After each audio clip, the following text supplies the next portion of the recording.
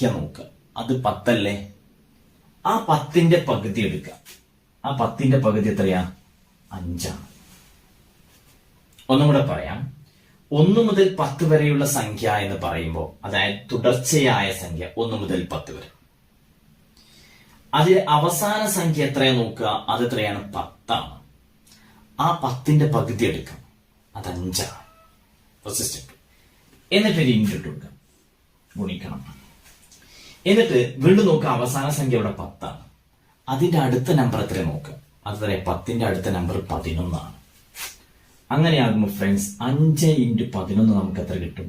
55 എന്ന ആൻസർ നമുക്ക് കിട്ടും. അതുപോലെ തന്നെ നോക്കുക ഫ്രണ്ട്സ്, 1 മുതൽ 20 വരെയുള്ള സംഖ്യയുടെ തുക നമുക്ക് നോക്കാം. 1 മുതൽ 20 വരെയുള്ള സംഖ്യയുടെ തുക. ഇവിടെ നേരത്തെ പറഞ്ഞതുപോലെ അവസാന സംഖ്യ 20 ആണ്.